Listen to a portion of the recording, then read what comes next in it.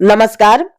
कक्षा 9वीं वाले समस्त प्रिय छात्रों, आप सभी अपना गणित बेसिक का वार्षिक परीक्षा के लिए क्वेश्चन पेपर देख लेवे। इस क्वेश्चन पेपर का समय 3 घंटे, पूर्णांक 75 अंक और इस क्वेश्चन पेपर में टोटल 23 प्रश्न पूछे जाने वाले हैं।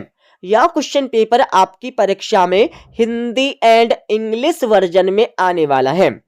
आप सभी को इस क्वेश्चन पेपर का संपूर्ण हल इसी वीडियो में मिलने वाला है।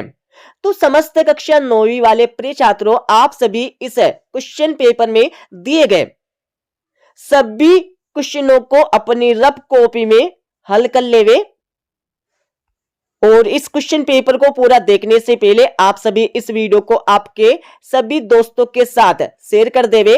शेयर करने के बाद आपको इस वीडियो को लाइक कर देना है।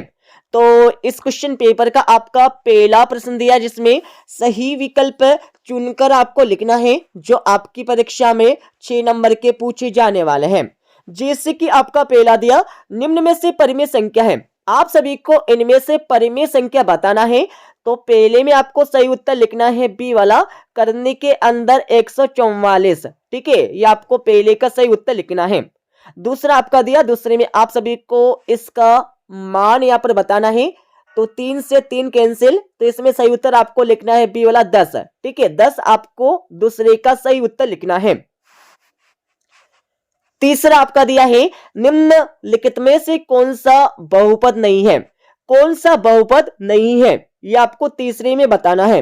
तो तीसरे में आप सभी को सही उत्तर लिखना है बी वाला, x प्लस 2/x। ये हमारा बहुपद नहीं है। तो तीसरे में आपको बी वाला सही उत्तर लिखना है। चौथा आपका दिया है, यदि a plus B plus C बराबर 0 है तो a cube plus B cube plus C cube बराबर है। तो यह किसके बराबर होगा ये आपको चौथे में बताना है। तो चौथे में आप सभी को सही उत्तर लिखना है सी वाला, 3abc के बराबर होगा। ठीक है, पांचवा आपका दिया है, करनी 3 का दशमलव प्रसार है। तो पांचवे में आप सभी को सही उत्तर लिखना है डी वाला, अशांत व अनावृत्ति। डी वाला आपको सही उत्तर लिखना है पांचवे का। छठा आपका दिया है, समीकरण 5y माइनस 2x बराबर 3 का कौन सा हल है। तो छठे में आप सभी को सही उत्तर यहाँ पर लिखना है सी वाला, अपरिमित रूप से अनेक हल है। अब आप सभी यहां से देख लेवे English version, choose the correct option. आप सभी को सही विकल्प का चयन कर यहाँ पर लिखना है। तो मैं इनके आंसर को बता देता हूं। पहले में आप सभी को करेक्ट आंसर लिखना है बी वाला, सेकंड में आपको करेक्ट आंसर लिखना होगा बी वाला, थर्ड में आप सभी को करेक्ट आंसर लिखना है बी वाला और फोर्थ में आप सभी को करेक्ट आंसर लिखना है सी वाला, 3abc और 5 में आप सभी को करेक्ट आंसर लिखना है डी वाला, 6 में आप सभी को करेक्ट आंसर लिखना है सी वाला। ठीक है, अब आप सभी प्रिय छात्रों यहां से दूसरा प्रश्न देख लेवे जिसमें रिक्त स्थानों की पूर्ति कर आपको लिखना है, जो आपकी परीक्षा में 6 नंबर के पूछे जाने वाले हैं। जैसे कि आपका पहला दिया, आयत चित्र किस वर्ग अंतरालों के लिए प्रयुक्त दंड आरेख होता है। तो पहले में आपको सही उत्तर यहाँ पर लिखना है सतत। सतत आपको पहले का सही उत्तर लिखना है। दूसरा आपका दिया है, y बराबर a का आरेख किस अक्ष के समांतर एक सरल रेखा होता है। तो दूसरी में आपको लिखना है x अक्ष के समांतर एक सरल रेखा होता है। तीसरा आपका दिया है, वे रेखाएं जो एक ही रेखा के समांतर होती है, परस्पर होती है। तो तीसरे में आपको लिखना है समांतर। तीसरे में आपको लिखना है समांतर होती है। चौथा आपका दिया है, एक समबाहु त्रिभुज का प्रत्येक कोण होता है। तो चौथे में आप सभी को सही उत्तर लिखना है 60 डिग्री। पांचवा आपका दिया है, समचतुर्भुज के विकर्ण परस्पर किस पर समद्विभाजित करते हैं। तो पांचवे में आप सभी को सही उत्तर यहाँ पर लिखना है समकोण। समकोण आपको लिखना होगा पांचवे का सही उत्तर। ठीक है, छठा आपका दिया है, दो कोण जिनका योग 90 डिग्री होता है कहलाता है। तो छठे में आप सभी को सही उत्तर लिखना होगा पूरक कोण। पूरक कोण कहलाता है। ठीक है, छठे में आपको सही उत्तर पूरक कोण यहां पर लिखना है। अब आप सभी यहां से तीसरा प्रश्न देख लेवे, जिसमें निम्नलिखित के लिए सत्य या असत्य आपको लिखना है, जो आपकी परीक्षा में 6 नंबर के पूछे जाने वाले हैं। जिससे कि आपका पहला दिया x बराबर 0 y अक्ष का समीकरण है, तो पहला आपको लगाना है बिल्कुल सत्य। दूसरा आपका दिया है बारंबारता बहुभुज, समान प्रकृति के दो एक समान आंकड़ों की तुलना करने में अधिक उपयोगी आरेख होता है, तो दूसरे में आपको लगाना है असत्य, बिल्कुल नहीं होता है। तीसरा आपका दिया है किसी त्रिभुज में अधिकतम एक ही समकोण होता है, तो तीसरा आपको लगाना है बिल्कुल सत्य। चौथा आपका दिया है मूल बिंदु के निर्देशांक एक एक होते हैं, तो एक एक बिल्कुल नहीं होते, 0 0 होते, तो चौथा आपको लगाना है असत्य। पांचवा आपका दिया है केंद्र को वृत्त पर किसी बिंदु से मिलाने वाला रेखाखंड वृत्त की त्रिज्या होती है, तो पांचवा आपको लगाना है बिल्कुल सत्य, बिल्कुल होती है। छठा आपका दिया है ऋजु कोण की माप 360 डिग्री होती है, तो छठा आपको लगाना है असत्य, बिल्कुल नहीं होती है। ऋजु कोण की माप 180 डिग्री होती है। ठीक है, ये आपको पता होना चाहिए। अब आप सभी यहां से इंग्लिश वर्जन देख लेवे। इसको देखने के बाद आपका क्वेश्चन नंबर 4 दिया, जिसमें सही जोड़ी बनाकर आपको लिखना है, जो आपकी परीक्षा में 6 नंबर की पूछी जाने वाले हैं। तो सही जोड़ी का मिलान आप सभी कर लीजिएगा। सम चतुर्भुज है एक, तो पहले का मिलन आपको करना है एफ से चतुर्भुज समीकरण 2x माइनस वाई बराबर 7 का एक हल है, तो दूसरे का मिलन आपको करना है a से 3 माइनस 1, और तीसरा आपका दिया है ऊपरी सीमा प्लस निम्न सीमा बटे 2, तो तीसरे का मिलन आपको करना है b से वर्ग चिन्ह। चौथा आपका दिया है ठोस आकृति का उदाहरण, तो इसका मिलन आपको करना है ई से बेलन। पांचवा आपका दिया है ए भुजा वाले समबाहु त्रिभुज का क्षेत्रफल, तो पांचवे का मिलन आपको करना है डी से।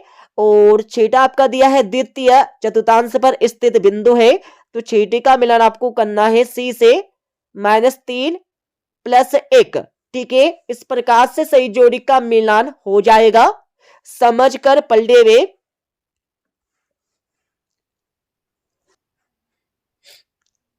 अब आप सभी प्रिय छात्रों यहां से इंग्लिश वर्जन देख लेवे। मैच द कॉलम्स है, आपको सही जोड़ी का मिलान कर यहाँ पर लिखना है। और क्वेश्चन नंबर 5 में आप सभी को एक वाक्य या एक शब्द में इन क्वेश्चनों के उत्तर आपको लिखना होगा, जो आपकी परीक्षा में 6 नंबर के पूछे जाने वाले हैं। जिससे कि आपका पहला दिया बहुपद 2x + 4 का शून्य क्या है, तो शून्य का आपको ज्ञात करना है। 2x + 4 बराबर आपको 0 यहाँ पर रखना होगा शून्य ज्ञात करने के लिए, तो 2x बराबर -4। अब आपको x का मान यहाँ पर निकालना है, तो x बराबर -4/2। अब आपको 2 का भाग -4 में देना होगा, तो x बराबर -2। तो इसमें शून्य का आपको लिखना है पहले में -2। ठीक है, दूसरा आपका दिया है 2x बराबर y को ax + by + c बराबर 0 के रूप में आपको लिखना है, तो इसको आपको लिखना होगा 2x - y + 0c बराबर 0। ठीक है, इस प्रकार से आपको लिखना है। ठीक है, तो अपनी रफ कॉपी में आप सभी लिख लेवे। तीसरा आपका दिया है बिंदु -4 3 किस चतुर्थांश में स्थित है, तो आपको बताना है किस चतुर्थांश में स्थित है। तो आपने पढ़ा होगा यहां पर प्लस प्लस और माइनस प्लस, माइनस माइनस और प्लस माइनस। ठीक है, प्रथम द्वितीय तृतीय चतुर्थ, तो इसमें आपको लिखना है तीसरे में द्वितीय चतुर्थांश। क्या लिखना है? द्वितीय चतुर्थांश। ठीक है, ये आपको सही उत्तर लिखना होगा तीसरे का। चौथा आपका दिया है बिंदु 2 3, बिंदु 2 3 की एक्स अक्ष से दूरी क्या होगी, तो चौथे में आप सभी को सही उत्तर यहां पर लिखना है 3 इकाई। 3 इकाई आपको लिखना होगा चौथे का सही उत्तर। ठीक है, इसमें आपको दूरी का सूत्र यहाँ पर लगाना है, तो मैं दूरी का सूत्र भी बता देता हूं। x बराबर करने के अंदर x2 माइनस x1 का whole square plus y2 minus y1 का होल स्क्वायर। ठीक है, ये सूत्र आपको इसमें लगाना है, तब ही आप इसकी दूरी यहाँ पर निकाल पाएंगे। तो चौथे में आपको सही उत्तर यहाँ पर लिखना है 3 इकाई। ठीक है, वापस से बता देता हूं 3 इकाई। ठीक है, पांचवा आपका दिया है, यदि एक किरण का एक रेखा पर खड़ी हो तो इस प्रकार बने दोनों आसान्य कोणों का योग क्या होगा या क्या होता है। तो पांचवे में आप सभी को सही उत्तर यहाँ पर लिखना है 180 डिग्री। 180 डिग्री आपको पांचवे का सही उत्तर लिखना है। छठा आपका दिया है, 3 असंरेख बिंदुओं से होकर अधिकतम कितने वृत्त खींचे जा सकते हैं। तो छठे में आप सभी को सही उत्तर लिखना है 1 और केवल 1। ठीक है, 1 और केवल 1, ये आपको लिखना होगा छठे का सही उत्तर। अब आप सभी यहां से इंग्लिश वर्जन देख लेवे, आंसर इन 1 वर्ड 1 सेंटेंस। आपको प्रत्येक के एक शब्द या एक वाक्य में उत्तर लिखना है। अब आप सभी प्रिय छात्रों यहां से 2-2, 3-3 और 4-4 नंबरों के प्रश्नों को देख लेवे। देखने के बाद आपको इन प्रश्नों को अपनी रफ कॉपी में हल कर लेना है। तो छठा प्रश्न आपका दिया है, कोष्टक के अंदर कन्नी 5 प्लस कन्नी 2 की पावर 2 को सरल कर आपको लिखना होगा। तो इसमें आपको सर्व समीकरण का प्रयोग करना है। a प्लस बी का होल स्क्वायर बराबर A square plus 2ab plus B square. ठीक है, तो आपको इसमें यहाँ पर मान रखना होगा। मान रखने के बाद आपको इसको हल कर लेना है और इसके अतः में आप सभी को हर का परिमीकरण आपको करके लिखना है। साथ में आप सभी को ऐसी 2 संख्या लिखे जिनके दशमलव प्रसार अनुवासानी एवं आवर्ती हो। और इसके अतः में आप सभी को 32 की पावर 2/5 का मान आपको ज्ञात करना है। और 8 में आप सभी को गुणनखंडन करके आपको लिखना होगा y square minus 5y plus 6। इसका आपको गुणनखंडन करके लिखना है परीक्षा में। और इसके अतः में आप सभी को इसको प्रसारित रूप में आपको लिखना है। तो इसमें भी आपको सर्व समीकरण का प्रयोग करना है। 9वें प्रश्न में आप सभी को बिंदुओं को काटते तल पर आलेखित करके आपको लिखना होगा। और अतः में आप सभी को काटते तल में बिंदुओं की स्थिति निर्धारित करने वाली 37 रेखा को x अक्ष, ऊर्ध्वाधर रेखा को y अक्ष कहते हैं तथा इनके प्रतिच्छेद बिंदु को क्या कहते हैं। तो इसमें आपको लिखना है मूल बिंदु। मूल बिंदु कहते हैं। ठीक है, तो इसका उत्तर हमने आपको बता दिया है।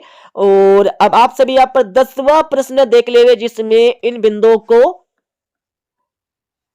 बताना होगा किस चतुर्थांश में स्थित है। ठीक है, यह बिंदु हमारे किस चतुर्थांश में स्थित है, यह आपको बताकर लिखना है। तो आप सभी ने पढ़ा होगा, यहां पर बता देता हूं। एक्स अक्ष X dash Y dash Y. ठीक है, यहां पर plus plus 1 second minus plus minus minus plus minus. ठीक है, प्रथम द्वितीय तृतीय और चतुर्थ।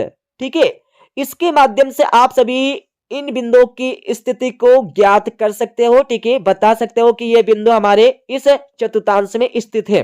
ठीक है, और इसके अतः में आप सभी को बिंदुओं की भुज और कोटि के मान आपको ज्ञात करना है। ठीक है, तो इनके आंसर भी आपको बता देंगे। और 11वीं में आप सभी को बिंदुओं 1-2 से होने या होकर जाने वाली किन्हीं 2 रेखाओं के समीकरण आपको ज्ञात करना है। अतः में आप सभी को समीकरण 4x + 3y = 12 के कोई 2 हल आपको बताना है। तो 2 हल ज्ञात करने के लिए आपको सबसे पहले क्या करना है, इस समीकरण में x = 0 यहां पर रखना होगा। ठीक है, पहला हल ज्ञात करने के लिए। उसके बाद आपको y = 0 रखना होगा इस समीकरण में, दूसरा हल ज्ञात करने के लिए। ठीक है, और 12वें प्रश्न में आप सभी को एक नोटबुक की कीमत एक कलम से दोगुनी है। इस कथन को निरूपित करने के लिए दो चरों वाला एक रैखिक समीकरण आपको ज्ञात करना है। अतः में आप सभी को के किस मान के लिए x बराबर 2 y बराबर 1 समीकरण 2x प्लस 3y बराबर k का एक हल है। तो आपको इसमें k का मान ज्ञात करना है। k का मान ज्ञात करने के लिए आपको x और y के मान इस समीकरण में यहाँ पर रखना होगा। तो 2 इंटू 2 प्लस 3 इंटू 1 बराबर k, 2 दूने 4 प्लस 3 कम 3 बराबर k, 4 3 7, तो k बराबर 7, तो k का मान हो जाएगा 7। ठीक है। और 13वां प्रश्न आपका दिया। 13वें प्रश्न में आप सभी को निम्न आकृति में यदि AC बराबर BD, यदि AC बराबर BD तो सिद्ध कीजिए कि AB बराबर CD। तो आपको सिद्ध करना है AB बराबर CD। ठीक है। और इसके अतः में आप सभी को आप यूक्लिड की 5वीं अभिधारणा को किस प्रकार लिखेंगे ताकि वह सरलता से समझी जा सके। ठीक है, इसके बारे में आपको लिखना है। और 14वें प्रश्न में आप सभी को उपरोक्त आकृति में x और y का मान आपको बताना है।